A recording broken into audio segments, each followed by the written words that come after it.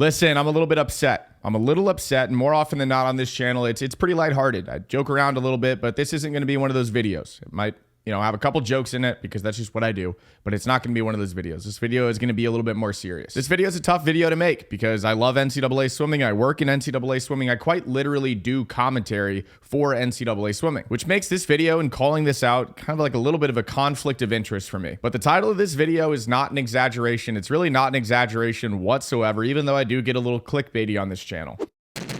This title is real. It's a real thing, and it's obvious if you know what to look for. Long story short, I noticed this thing, and I'm not going to keep you waiting much longer to tell you about what this thing actually is. There's a good chance I already gave it away in the title and thumbnail.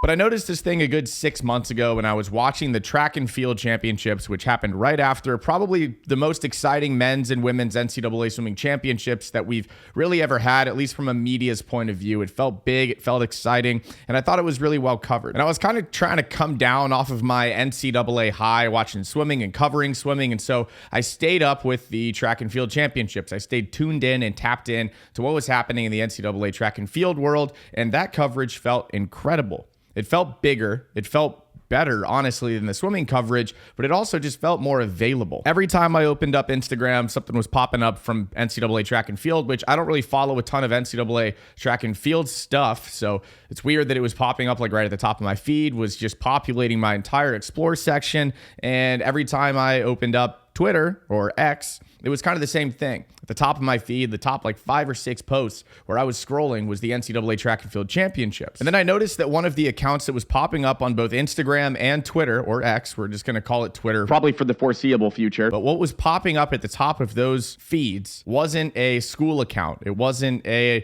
athlete account. It was the NCAA.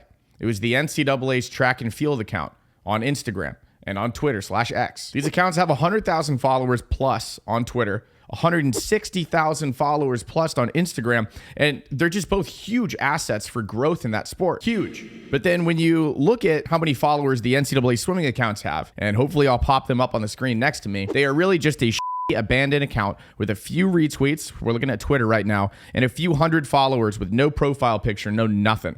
A couple of social media accounts won't change the sport of swimming and turn it into football, but it damn sure would help. It most certainly would help these athletes get more visibility. It would definitely help fans better connect with athletes and stay up to date on the sport. It would most certainly help amplify the work that individual schools have been putting in, because individual schools, especially their media departments, have been showing a lot of attention to swimming and diving. It would just most certainly help grow the sport. Now, sure, maybe it doesn't make sense to have someone on full-time on staff at the NCAA that is covering and helping cover the swimming and diving season. But I'm pretty sure there's a ton of people in swimming that would say, hey, listen, I would do it for a pretty low fee if you're looking for like an agency style relationship, or if you're even looking for just an intern. And maybe they're just lucky enough to have someone on staff that knows a lot about track and field and has kind of grown into a position of covering track and field for the NCAA. But why not hire someone that is passionate about swimming to come sit in, not even inside the NCAA offices. They can be, wherever the hell they work from, wherever they live, and they can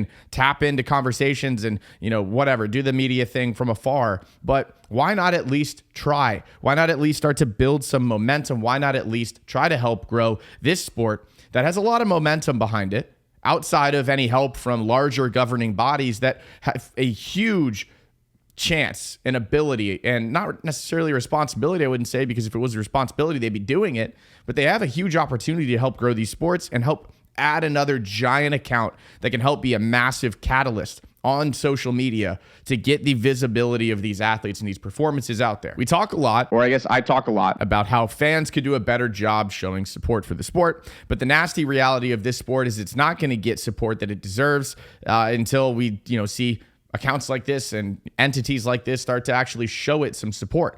I worked at Flow Sports. We had a great time trying to build Flow Swimming. I think we had a great team over there. But before we could actually try to grow it into something as large as what Flow Track has turned into, or Flow Wrestling, or any of these other accounts, we got axed because the partnerships and live streaming and stuff like that in swimming are really muddy and really difficult to navigate. And so without that subscription revenue coming in, they weren't really interested in continuing to grow that channel. It makes sense. It's sad. It's annoying, but it makes sense. And now Flow Track has this giant entity that is Flow Track, with giant Twitter accounts, giant Instagram accounts, giant YouTube accounts, and they're just helping build that exposure, help build the exposure of these athletes and build personalities, build brands, and just do a ton of great work in the sport. So track is booming at Flow Sports. Wrestling is booming at Flow Sports. Track is booming at NCAAs, and wrestling is booming in the NCAA as well. And swimming has just kind of seemingly intentionally been neglected. And it's kind of clear. It's pretty obvious. And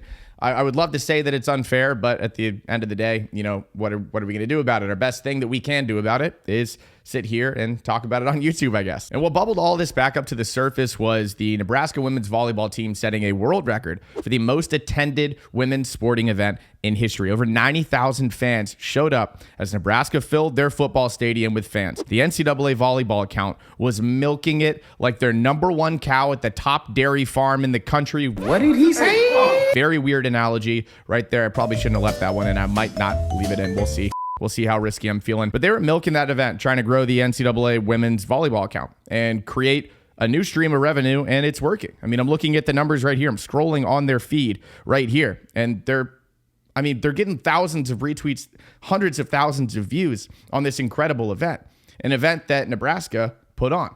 The NCAA was like, that's an asset. Let's do it. Meanwhile, Kate Douglas just had one of the most incredible performances in NCAA swimming history, and the NCAA didn't even have an NCAA swimming account to support or promote her achievements. I thought about not leaving this next part in, but why not? I was really excited to see that women's volleyball was able to do what they were able to do, but I was simultaneously extremely jealous and extremely disappointed for the athletes. Yeah, for the coaches, yeah, for sure. But also for myself, I want to cover stuff like that. I want to get to cover stuff and be able to engage with an NCAA swimming and diving account on Instagram, an NCAA swimming and diving account on Twitter. And if you're an NCAA swimming fan, an NCAA swimming or swimmer or coach, and this doesn't piss you off, then I don't think you fully understand the impact that having a large NCAA swimming and diving Instagram and Twitter account could have on our sport. I don't think you fully understand it. Now, you might be wondering what the hell we can do about it, and I'm not totally sure. But this is my best attempt at hopefully stirring up just enough dust that when the dust settles, the NCAA looks at this and they go, maybe we should give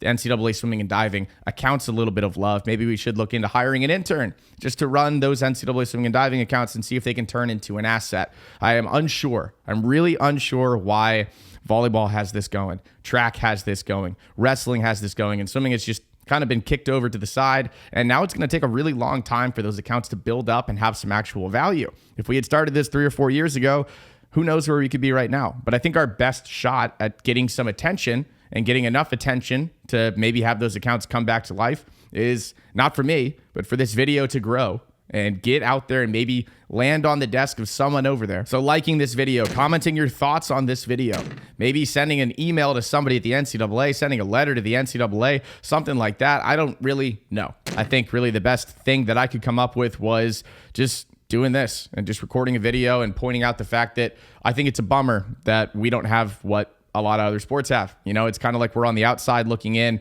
into what could be a really cool thing for the sport. We can make some noise, and if we can make enough noise, maybe we can get an intern, maybe we can steal 5 minutes of time and get a little bit of a voice growing. I just think this is embarrassing. I think this is unfair, and I don't think it should be happening. I will not rest until this sport gets the coverage that it deserves. Hit that subscribe button, and let's keep this movement going, this momentum going. Thanks for watching. I'll see you in the next one. I'm sad. I'm disappointed. I'm angry. I'm all the emotions. See ya.